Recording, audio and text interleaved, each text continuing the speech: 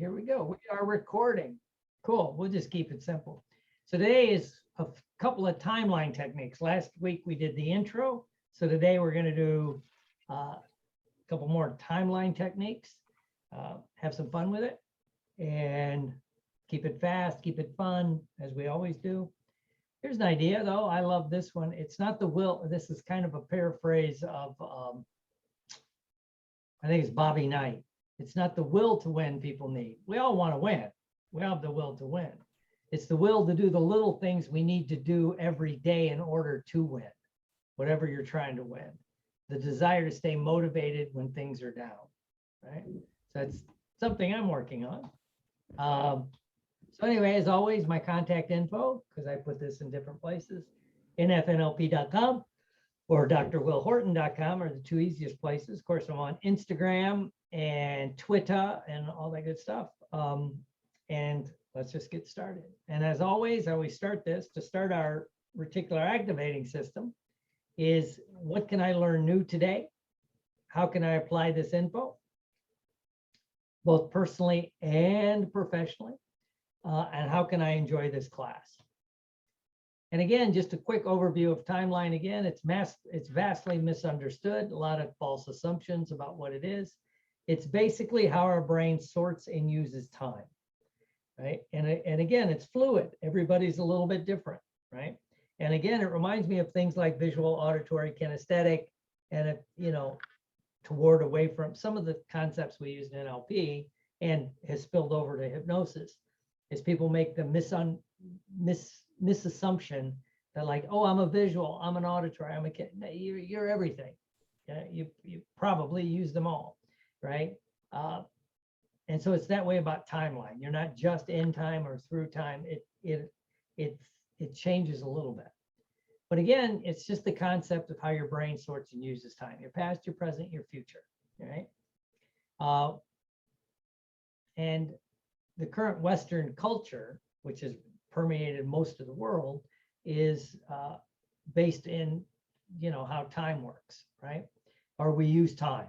It's very linear. And it has to do with, when we move from the farms to the factories with the Industrial Revolution, time became very important, right? Before that, you didn't have to be anywhere specifically at like, 2 o'clock or 3 o'clock.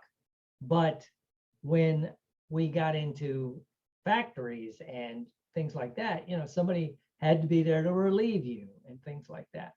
Because then if you've been to native cultures, the more native the culture, a lot of times they have a different concept of time. It's just, but your brain can adapt. And a couple I think of is jet lag. If you ever traveled across the world, it takes a little while for your brain to catch up to the time.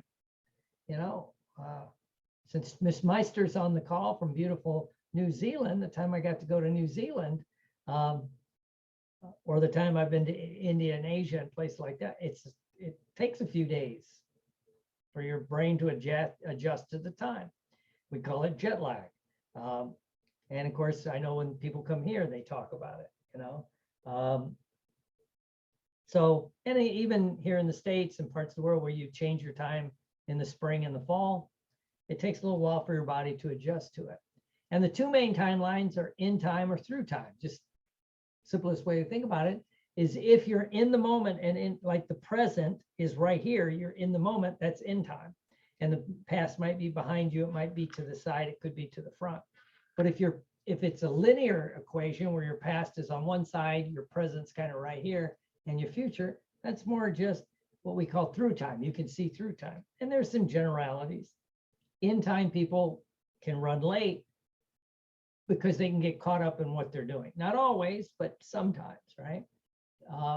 Through time, people have some trouble with spontaneity, letting go and doing different things.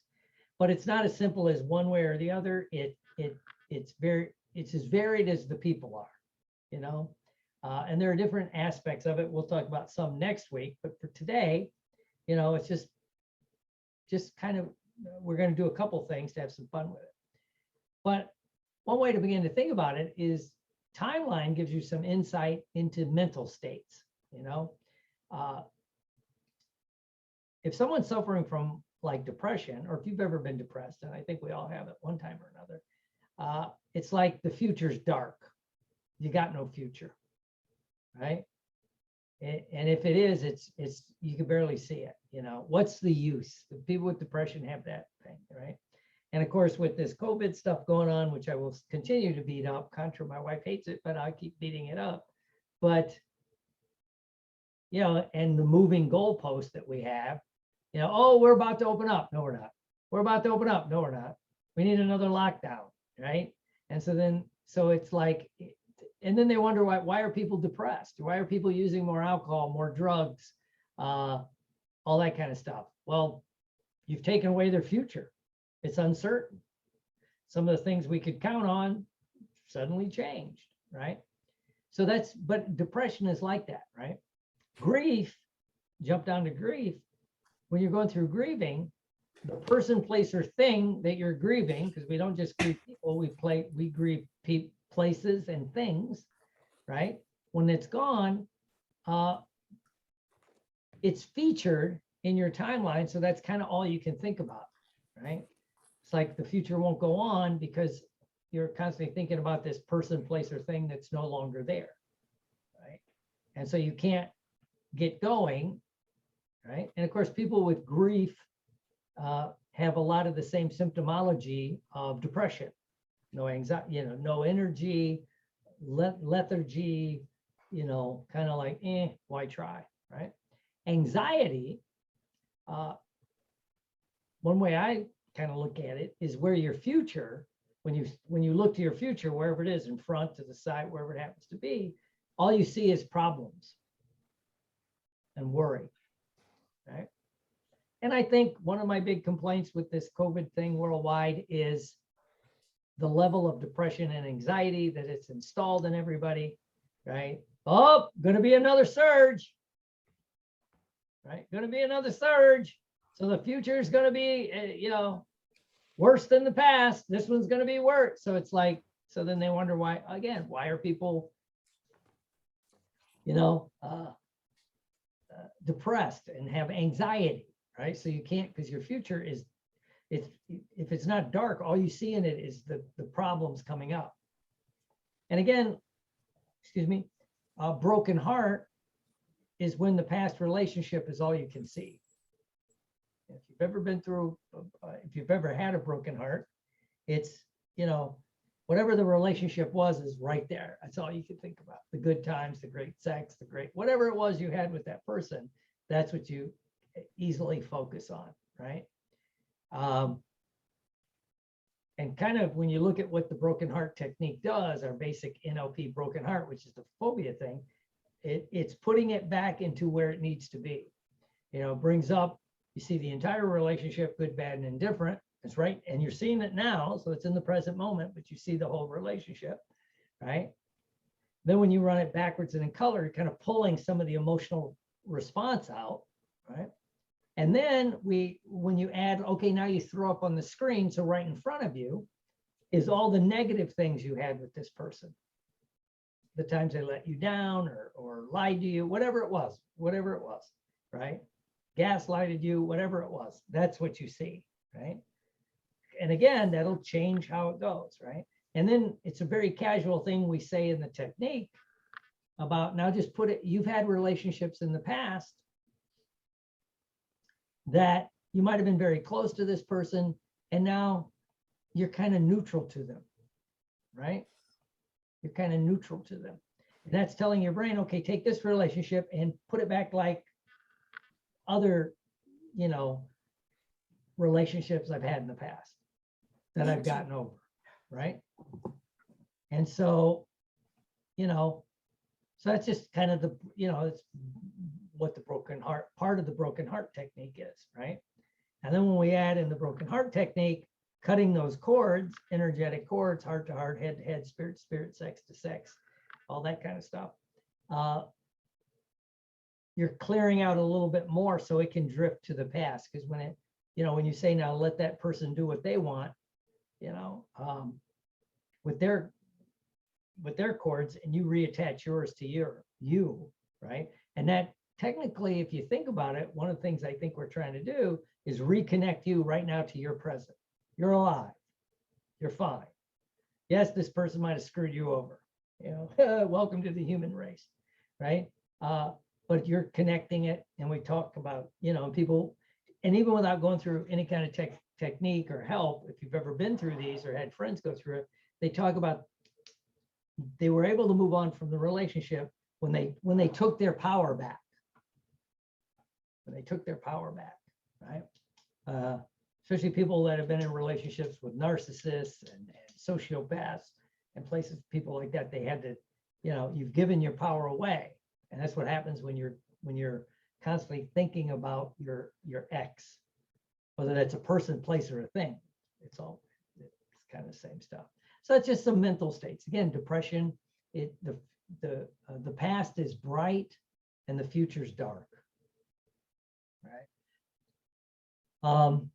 And we kind of, and then it's one reason they think a lot of, not everyone, but some people, as they mature, they kind of slip into more periods of depression, right? Why? Well, your past, first your past is whatever, say it's 60 years. And if you're 60 now, so your past is 60 years, your future is 20, 30 years. So your past is bigger than your future. All right. And you kind of know that. So it's like you start looking to the past, And again, we see it in cultures where we act like the past was great. We should be back like the 50s, Yeah, yeah, that's right. Yeah, women barefoot and pregnant. They know their place. Bring me a drink. Make me a sandwich. But we take those things in from the past and we brighten them up. And again, when you do that, it's like you're editing a movie.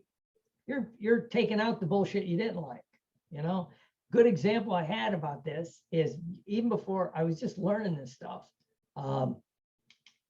And I went to visit my dad, and he was at the American Legion. He was like him and my stepmom, my second mom, they took turns being, the commander of the American Legion and the VFW, because she was in the Army, he was in the Navy. I mean, they didn't drink much, but they were always at the Legion. But I remember I was at the Legion visiting him, and I was hearing people talk. And there was some guy there talking to a guy that retired from the military. And the other guy sitting next, yeah, I love the Army, man. I should have stayed in 20. Da, da, da. He was rewriting history. And the guy goes, yeah, there's a lot you to like about, being in the Army. I like parts of it, but parts of it absolutely suck. And the guy's, oh, man. And he goes, look. And he didn't quite use these words, but he says, you're rewriting your memories. If you would have liked the damn Army when you were in, you would have stayed in the Army. Especially the first enlistment, they always want you to stay one extra enlistment, right? Unless you're in the brig for something, they usually want you, because it's the lower ranks, even in the officer corps, it's the lower ranks that do all the work, right?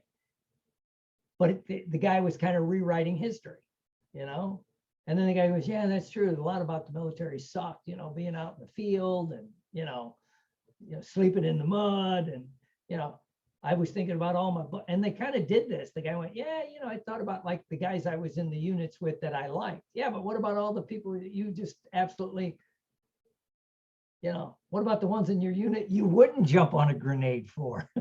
It's like, because it's like any job at that point, right? So anyway, but we do that, right? And that was a good example of seeing. It's like, oh yeah, people do it as they,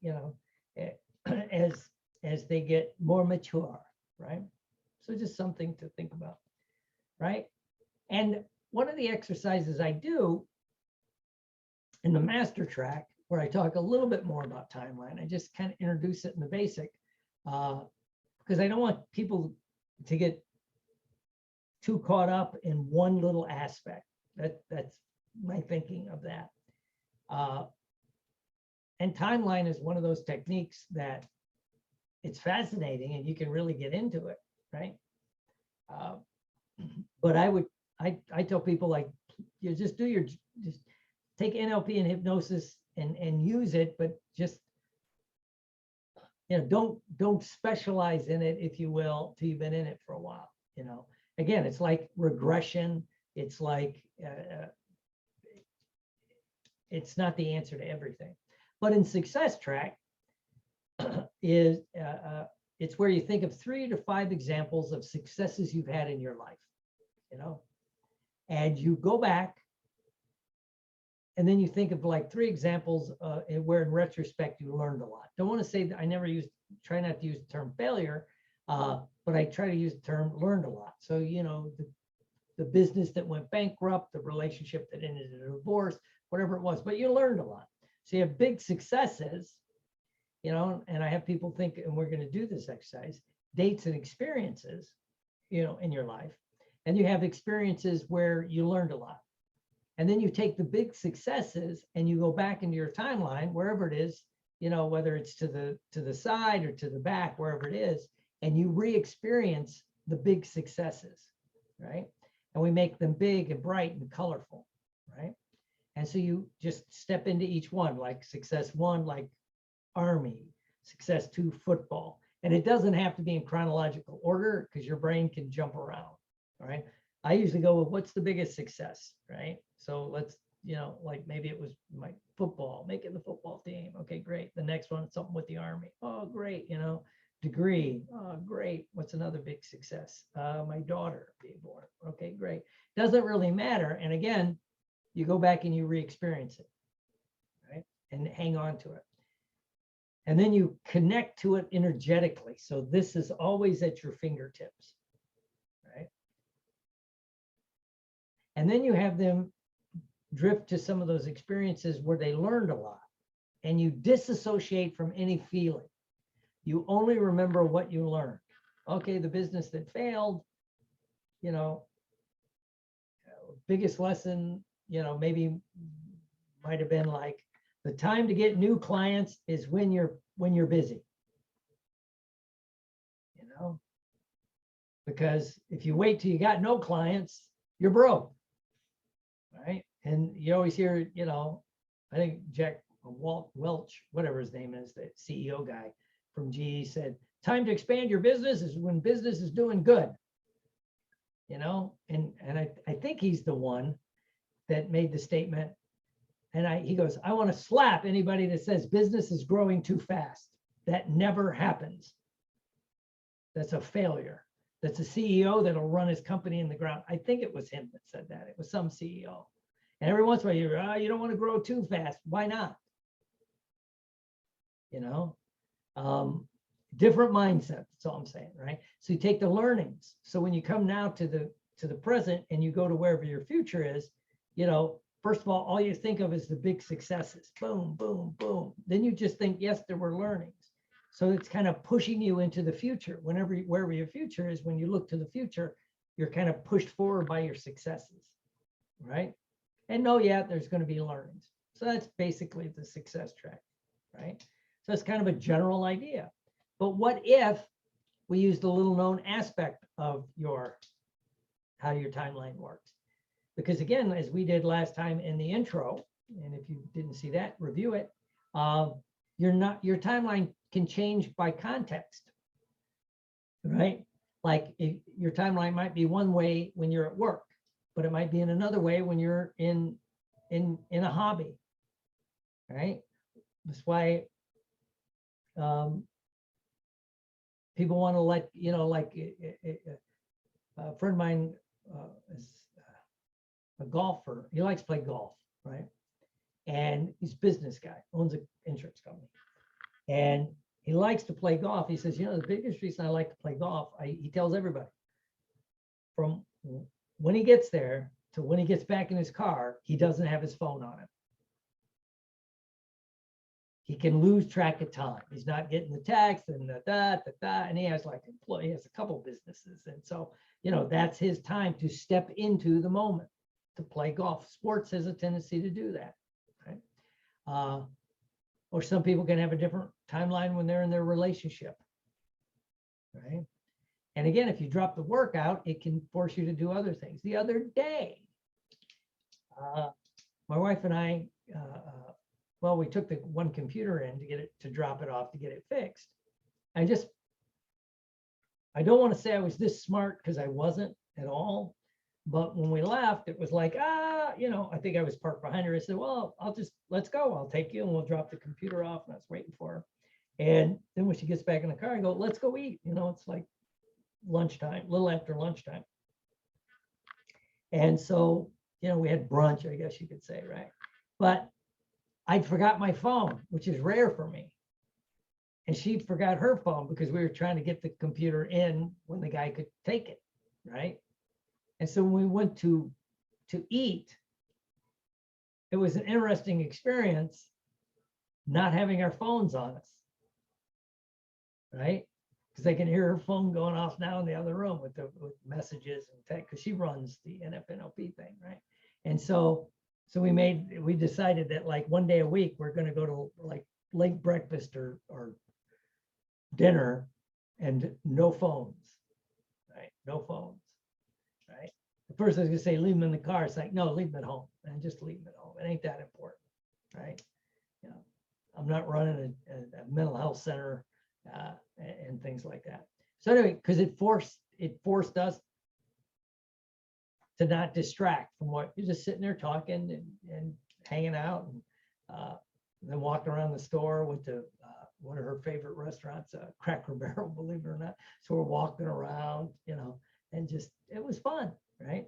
But your timeline can change by context, right? So use it, right?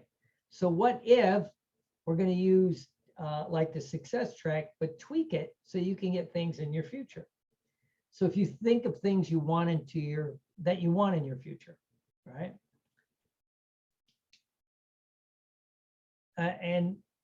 But what we want to do is access past successes of a similar nature. So if you're trying to create like a more busier business, right? If you can find something in your past of a similar nature, it doesn't have to be the exact same thing, right? Because again, that similar nature may change your timeline, right? May change your timeline, right? So, you know, and of course, if you have the exact thing, you can go back and remember it, wherever your past is. You can go back and, yes, step into the experience.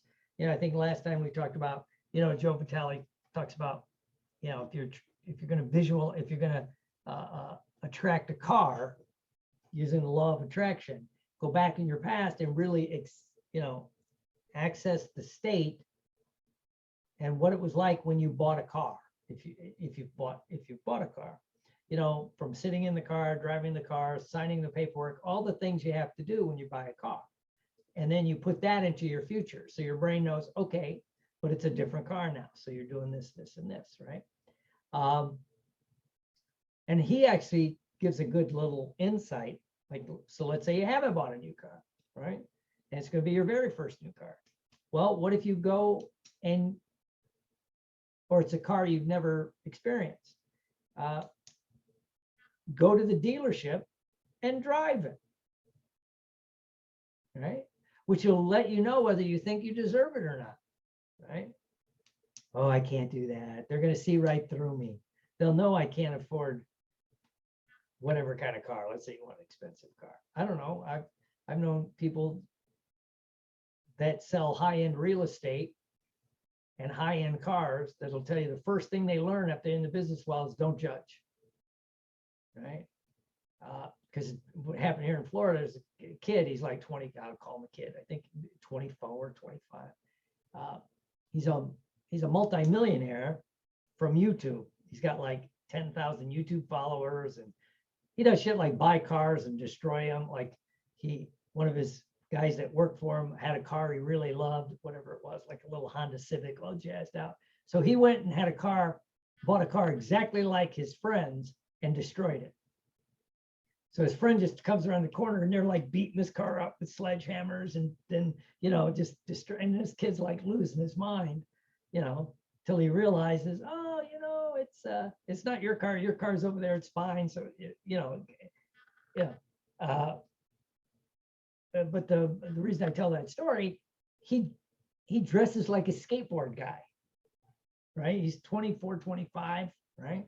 And then he went, and there was a place that they just sold it, and they're building a development, and it's like 100, they're building 100 single family homes. And right behind it, there was like another 100 acres that they were selling.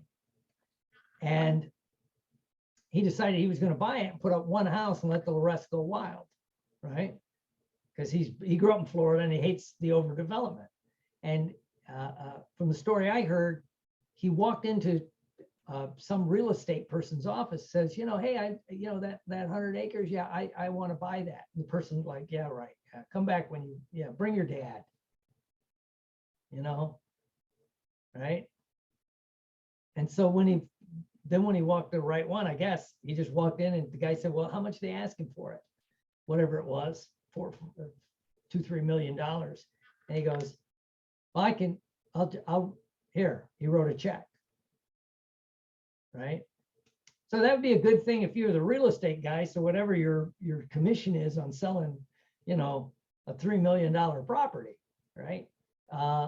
Because again, like Joe Vitale says, is, we never know. So go test drive the car, tour the house, the kind of house you want, when they're having an open house. They don't know, right? They don't know. So, and again, it'll give you that gut check. Do you think you deserve it? But if you've bought things in the past, you remember what it's like, right? So if you step back into past successes of a similar nature, I do this one exercise with people, and we're going to kind of do part of it now, is if you want to create miracles in the future, if you've ever had miracles in the past, right, where you just something seemed to happen, like, oh yeah, I don't know how I bought that house. It was like right place, right time, da da da da da. Well, go back and experience that, and then when you place it into the future, you're setting yourself up to have a future miracle, right? Because your brain can do all this, right? So you take that experience into your future and place it into your future, and we usually say, and at least I've heard, at an exact time, not just term future, but as like exact time, June of 2022. Because we've trained our brains to adapt, at least at some level, to how time works. Because naturally, you've said, like, today feels like, what today's Wednesday. Have you ever woke up and go, it feels like Sunday? Or when you have a 3-day weekend, you lose days. And of course, COVID has made us lose days, right? And so again, and the reason I say find a similar one, let's say if most of the time you're through time, but there's certain things you're in time, and you want to create that into your future, you want to make sure you're in the right context, right? Right. And what about last week, I talked about DYSCHRONOMETRIA, where we've lost track of time, In fact, it's behind me. You can't see it. It's behind my chair. We bought these clocks that actually have the day, Wednesday afternoon, 12:24, right? Because we were losing days, especially when a year ago when everything was really like nuts. It's like, what day is it? I don't know, right? And so we bought these clocks. So, and a lot of people are carrying this forward into the future, but you can reprogram your brain by resetting your time, right? You go back in your past and you think of, okay, like 3 years ago, I had a good grasp of time. I could jump in time and have fun. I was very linear. I was on time for everything. Da, da, da, da, da. Well, if I take that from my past, when I knew my brain could do it, kind of skate over this COVID stuff and put it in my near future, like starting Monday, right after the holidays, and put it right there. So now my brain can flip it into that was then, this is now. So let's do a little exercise. So think of something you want to have happen. I want to pick a couple different contexts, right? How about something you want to have happen in your career, right? Your career, so to speak, or finances. So pick that. So what's something you want to have happen? maybe certain kind of practice, certain amount of money. So just think about that. And when would you like it to happen? You know, I'd say, place something you'd like to have happen within 6 months to the next year. I should have prefaced that. Something you'd like to have happen within 6 months to the next year, right? Great, great. Now, what about something you'd like to have happen? Is there anything you'd like to change physically in your life, right? Drop some weight, change your exercise routine, right? So we have like career or money, and we have physical, right? Right. And let's pick one more. Pick one more thing, and this could be anything you want, something you'd like to have happen in your future. Again, 6 months to a year from now, right? Great. So now we have your career, your physical, and this one is just kind of open, right? Good. Good. Now what I want you to do is take a deep breath, sit back, relax, close your eyes. And imagine drifting up out of yourself. And think about this. You see yourself sitting here safe and secure today. You're sitting there in front of your computer or your laptop or your phone, and everything's fine. And now think about this thing you want to have happen in your career or in your finances in a few months, right? And I want you to let your brain just give you a cue. And I'd like you to go back into your past to when you had a success, sort of like the one you want to have happen in your future. Maybe you expanded your business. Maybe you made a windfall profit. Maybe you started something new, whatever it was, but go back in your past that you would consider a success. Let your brain take you to it. That's similar in nature. And so wherever your past is, when you think of that experience, maybe it's behind you, maybe it's to the side, go back to that experience and experience it. See it, hear it, feel it. Okay. And now hanging on to the feelings, especially, and imagine an energetic connection to this, drift up out of it.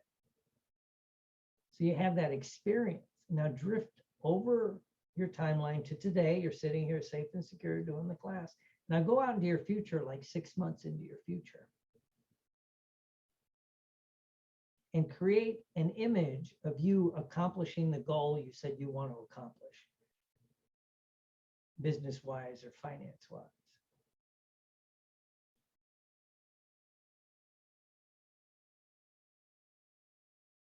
And then settle into that experience like it's real. See it, hear it, feel it. And connect that energy from the past success to this. Because you've had this success in the past, you just push it into the future in the new way that you want. And then leave it there and then drift up and come back to today. And think about this physical goal that you might want to accomplish. And again, you in 6 months to a year, maybe it's drop weight, get back in shape, change your workout, change your diet, whatever it happens to be. Okay? And put it into your future, a few months into the future. And now drift back into your past. Let your brain take you to a time in the past where you experienced some kind of physical success. Maybe you dropped weight in the past. Maybe you changed your exercise program. Maybe you got the flexibility. Whatever it was physically, you go back and re-experience what that was like. Maybe it was overcoming an injury, where you were able to overcome it. So go back and re-experience that. See it, hear it, feel it. And again, now imagine this energetic cord to this experience.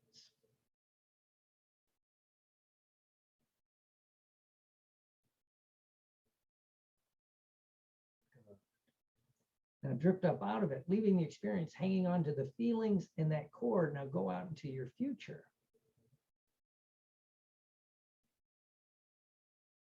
and get an image of you accomplishing this physical goal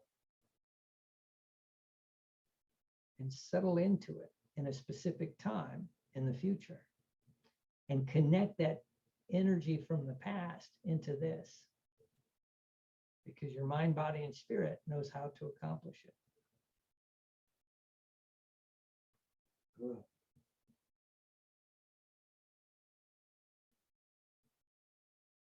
And then leave it there and drift up, and now drift back to today. Pick the last thing that you picked. I'm going to pick a miracle. Time in my life, I would say I experienced a miracle. I don't know how it happened, but whoa, that was so cool. And then drift back to an experience or two where you've experienced that kind of thing, and settle into that. And see, hear, feel, smell, taste, touch it. And then connect that energetic cord to it and drift up, leaving it there, but staying connected to the feeling. And then drift into the future, into when you want to experience this miracle.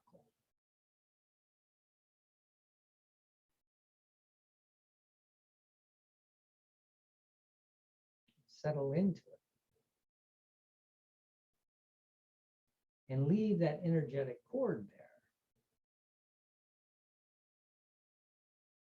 So you've had experiences in the past. It'll be in the future. It's a future experience. Now drift back to today.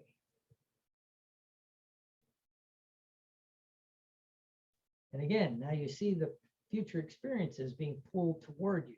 And those past experiences, you're constantly bringing those good feelings and thoughts and things up.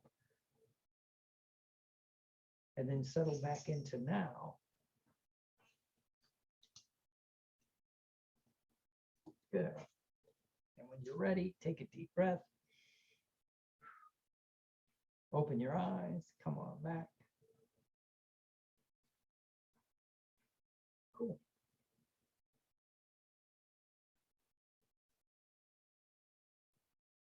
All right. So that was kind of a jazzed up success track where you get a little bit more nuance, where you have to think about a specific thing that they want to have happen in the future, and you're accessing those kind of things in the past, and then putting the future you want out there, but it's connected to a similar past experience. If I was going to rename this, it's the deja vu technique. So you're going to create deja vu. Oh yeah, I've been there. I've done that. Yeah, I know what it's like. Yeah. Cool. So next week, good Lord willing, I think I'm going to do some stuff with TimeLine and physical healing. I want to do some stuff on physical healing. Okay, and that's what will be next week. Let me stop the sharing and stop the recording. Cool.